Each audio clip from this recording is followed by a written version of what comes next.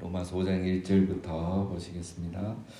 그러므로 우리가 믿음으로 의롭다 하심을 받았으니 우리 주 예수 그리스도로 말미암아 하나님과 화평을 누리자. 아주 중요한 말씀이죠. 그러므로 이 말은 이제 앞에 4장과 이어집니다. 옛날에는 이렇게 장절이 안 나눠져 있었죠. 25절에 보면 앞장 25절에 보면 예수는 우리가 범죄한 것 때문에 내줌이 되고 또한 우리를 의롭다 하시기 위하여 살아나셨느니라. 예수님은 이제 우리를 위해서 죽으시고 부활하시고 다 하셨죠. 그래서 우리가 이 사실을 믿음으로 이걸 믿음으로 의롭다 하심을 받았으니 그러니까 우리가 의롭다함을 받는 길은 뭐밖에 없죠? 믿음. 믿음으로 의롭다함을 행위가 아니고 그렇죠? 재물이 아니고 믿음으로 의롭다함을 그 다음에 받았으니 받았으니 이거는 과거죠. 받을 것이니가 아니고 받았으니. 그래서 우리가 의롭게 되는 것은 예수 그리스도를 믿는 그 순간에 의롭게 되는 겁니다. 그래서 신앙생활을 잘해야 의롭게 되는 게 아니고 내가 죄인임을 인정하고 예수 그리스도를 구주로 믿는 그 순간 이미 의롭게 되는 줄로 믿습니다. 그래서 믿는 그 순간 우리는 이미 죄 사함을 받고 구원을 받았으니 이렇게 이해하시면 되겠죠. 그래서 우리 주 예수 그리스도로 말미암아 하나님과 화평을 누리자. 하나님과 화평을 누리자. 이 말은 하나님과 화평한 관계가 아니었다는 거죠. 하나님과 화평한 관계가 아니었습니다. 오늘 말씀에 이제 보면 나오지만 하나님과는 우리가 원수되었고, 그렇죠? 또 죄인이었고, 우리 신분이 죄인과 원수 관계였는데 예수님 믿으면서 의롭게 되면서 우리가 받은 복이 뭐냐? 하나님과 화평을 누리는 것입니다. 하나님과 화평을 누리는 것. 그 요엘서에 보면 어제 말씀도 우리가 성령으로 이렇게 끝났는데 그 성령을 받으면 요일서에 예언을 하고 꿈을 꾸고 환상을 보고 한다고 했거든요. 이게 무슨 의미냐? 왜 갑자기 이런 예수님 승천 이후에 성령이 임하면 꿈을 꾸고 환상을 보고 예언을 한다는 이런 말씀이 갑자기 나오느냐? 이거는 우리가 말하는 그런 어떤 그 은사 이런 은사가 임한다는 그런 얘기가 아닙니다. 우리 한국교회가 이게 이제 너무 지나치게 강조하죠. 그쪽으로. 이 말은 하나님과 화평을 하게 되기 때문에 비밀이 없어진다 이런 의미예요. 비밀이 없어지는 거예요. 예언하고 꿈을 꾸고 환상을 본다면은 하나님과의 비밀이 없어지는 거예요. 하나님의 그런 마음과 계획과 뜻을 다 우리에게 이제는 알려주시는 거예요. 알게 된다는 거죠. 그래서 하나님과 화평의 결과이지 어떤 은사를 준다 이런 얘기는 아닌 겁니다. 그래서 우리가 예수님 믿고 정말 받은 복 중에 중요한 게 하나님과 교제하는 것. 이렇게 그래서 새벽에도 나와서 기도하고 하나님과 교제하고 그 하나님의 뜻을 깨달아가는 것. 비밀이 없어가지고 이게 우리에게 복입니다.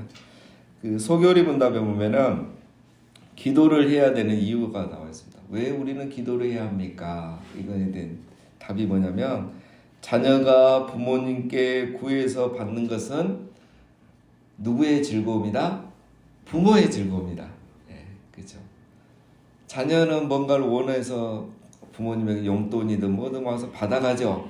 그러면 자녀는 당연하게 생각하죠. 그런데 부모님은 그 자체가 기쁜 거예요. 자녀가 나에게 와서 말을 걸고 뭔가를 구하고 내가 또 그거를 줌으로 자녀가 기뻐한다는 거, 그 모든 게 자녀의 기쁨이 아니고 부모의 기쁨이에요. 그래서 우리 하나님과의 기도도 마찬가지입니다. 내가 강구해서 받는 게 아니라 내 자체를 기뻐하시고 즐거워하시는 그 하나님과의 교제예요, 교제. 그리고 그 하나님의 사역에 동참해지는 게 기도입니다. 그래서 우리가 예수님 믿고 받은 큰 복 중에 하나가 뭐냐? 하나님과의 화평의 관계. 그 다음에 또 있습니다. 2절에 또한 그로 말미암아 우리가 믿음으로 서 있는 이 은혜에 들어감을 얻었으며 하나님의 영광을 바라고 즐거워하느니라. 앞에 말은 이제 앞과 이어지는데 이 은혜에 들어감을 얻었으며. 자, 이 은혜에 들어가면 얻었단 말이 무엇이냐? 이 은혜란 하나님과의 화평을 누리는 관계가 됐다 이 말이에요. 이런 관계에 들어갈 수 있는 그런 우리의 신분이 되었다. 이게 은혜라는 거예요. 이게 이제 우리는 당연하죠. 예수님 모르다가 예수님 믿고 바로 하나님과 화평이 되기 때문에. 그러나 여러분 구약 시대를 돌아보면 하나님과 이렇게 화평을 누리면서 하나님 앞에 겁없이 이렇게 나가고 기도할 수 있었던 사람은 어느 정도 돼야 됩니까? 최소한 모세, 선지자, 엘리야 이런 사람들이 하나님 앞에 나갔지. 족장시대 이후에는 감히 누가 하나님 앞에 나갑니까? 못 나가잖아요. 그래서 그 중간 단계를 제사장을 세워서 한 거예요. 그런데 예수님이 시대 이후에는 누구든지 믿음으로 의롭게 된 자들은 하나님과 화평한 관계가 돼서 이렇게 기도하러 갈 수 있고 하나님 앞에 담대히 아무 말 꺼리낌 없이 얘기할 수 있는 거예요. 이 은혜를 우리가 얻게 됐다는 겁니다. 이게 첫 번째 은혜고, 그래서 이제 두 번째 은혜가 뭐냐면 하나님의 영광을 바라고 즐거워하느니라. 자, 여기서 이제 하나님의 영광이라 하면 우리가 참 다양하게 해석이 되죠. 또 다양한 의미들이 있고, 자, 여기서라는 말은, 여기서 하나님의 영광이라는 말은 일단 하나님의 형상입니다. 형상. 그래서 태초에 하나님이 우리 인간을 창조했을 때 부었던 그 형상이 인간의 죄로 말미암아 깨어지기 시작한 거죠. 그래서 하나님을 알지도 못하고 관심도 없이 살아갔는데 그 하나님의 형상이 다시 회복이 되는 거예요.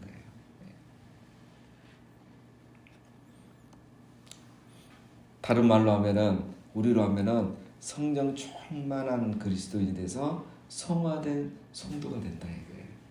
성령.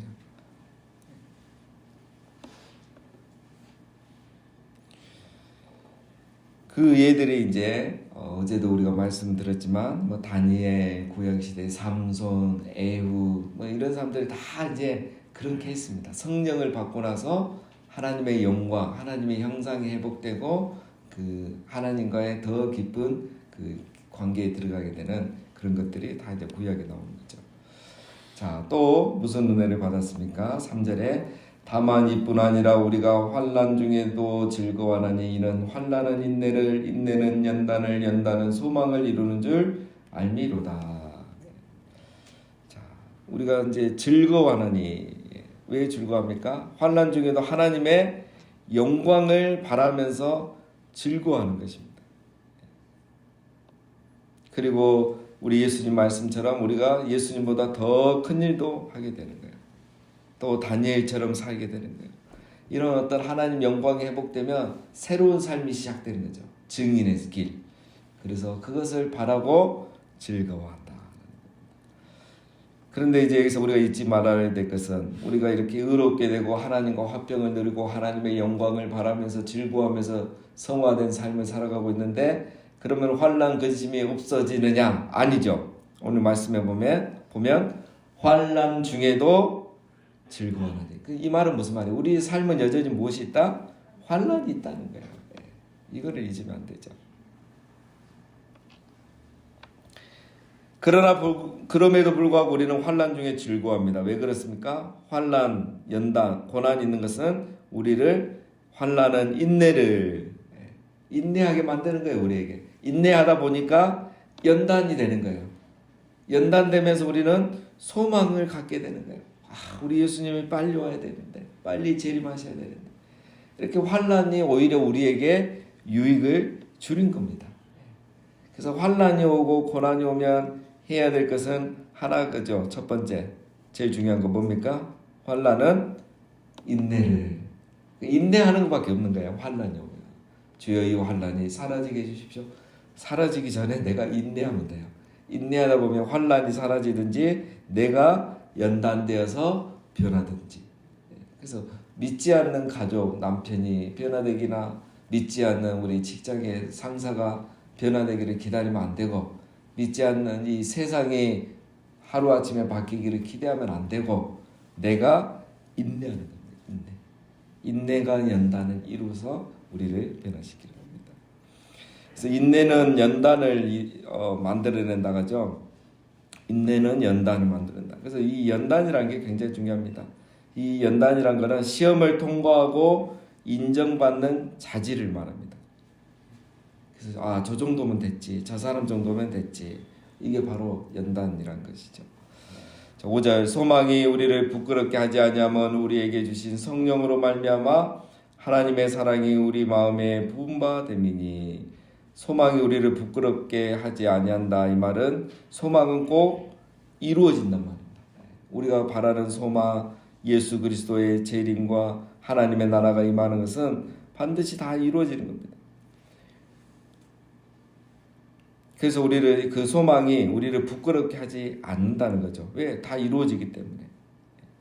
그 다음에 6절에 우리가 죄인데 우리가 아직 연약한 때에 기약대로 그리스도께서 경건하지 않은 자를 위하여 죽으셨도다. 우리가 아직 연약할 때에,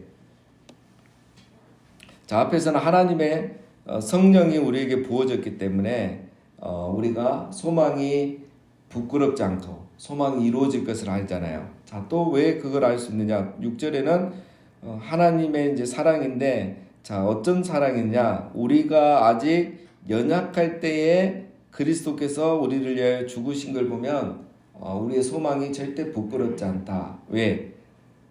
이걸 봐라. 하나님이 우리를 얼마나 사랑하신지. 자, 우리가 아직 연약할 때에 그리스도께서 경건하지 않은 자를 위해 죽으셨다는 거죠. 자, 여기서 연약할 때라는 말은 그 힘이 없어 연약함이 아니고 선을 행할 능력이 없을 때를 말해요.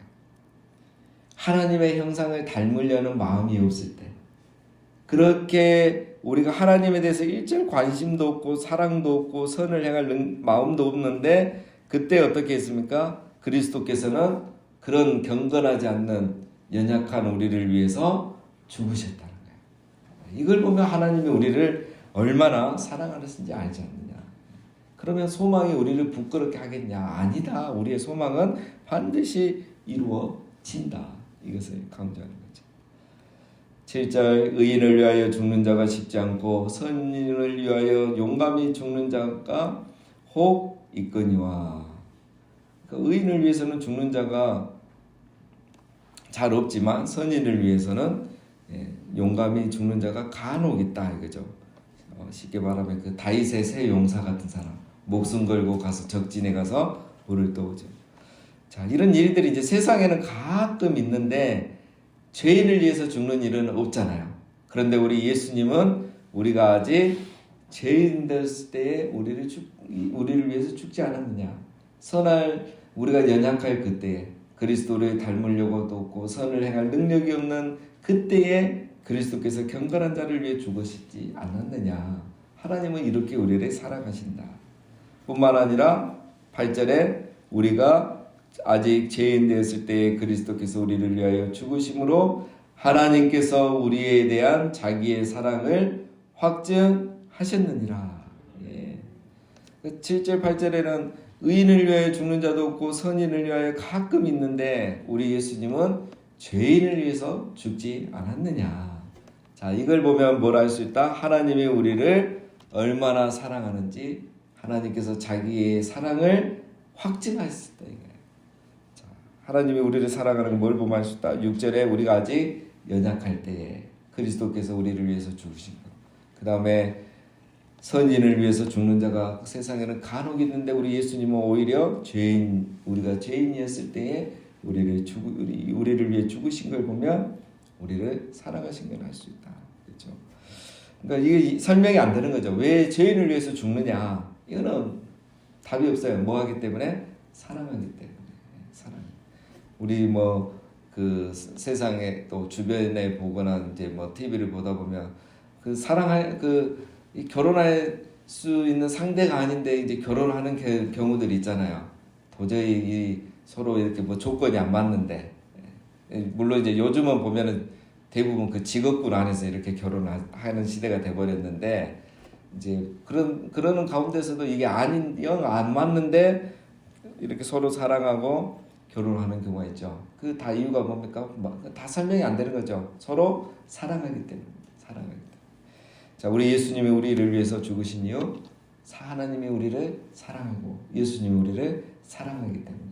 그래서 8절 마지막이 중요하죠. 하나님께서 우리에 대한 자기의 사랑을 확증하시느니라. 그래서 의심할 수가 없습니다. 이제는 예수님이 우리를 죽으셨기 때문에. 9절 그러면 이제 우리가 그의 피로 말미암아 의롭다 하심을 받았으니 더욱 그로 말미암아 진노하심에서 구원을 받을 것이니. 자, 그러면으로 번역이 됐는데 그러므로 이렇게 그러므로 해야지 이해가 더 잘 되죠. 그러므로 하나님이 이렇게까지 우리를 위해서 자기 사랑을 확증하시지 않았느냐. 그래서 이제 우리가 그의 피로 말미암아 예수님의 피로 말미암아 의롭다 함을 받았다면 더욱 그로 말미암아 예수님으로 말미암아 진노하심에서 구원을 받을 것이니. 그러니까 예수님의 피로 말미암아서 우리가 의롭다 함을 얻을 정도면은 그 예수님께서 우리를 진노에서 구원하여 주, 심판에서 구원하여 주지 않겠느냐 이 말씀입니다. 그 피가 우리를 의롭게 했을 정도면 예수님이 그 피도 흘리셨다면 이제 우리를 구원해 주신다 이런 말입니다. 자, 이게 이제 우리가 로마서를 이게 처음부터 막 읽어보면 이게 이제 거의 절정이거든요. 하나님이 우리를 얼마나 사랑하는지. 근데 지금 이제 우리가 요한복음 하다가 이제 이렇게 고난 주간 때문에 여기만 딱 하니까 지금 이 뭐죠? 이 클라이막스가 안 되는 거예요, 지금. 근데 우리가 알고 있는 거기 때문에 이렇게 정리하시면 되겠습니다. 자, 10절 곧 우리가 원수 되었을 때에 그의 아들의 죽으심으로 말미암아 하나님과 화목하게 되었은즉 화목하게 된 자로서는 더욱 그의 살아나심으로 말미암아 구원을 받을 것이니라. 자, 이거는 이제 어떻게 보면 이제 정리되는 거죠. 자, 원수 되었을 때에 예수님이 우리를 위해서 죽으셔서 하나님과 화목하게 했다 이거죠.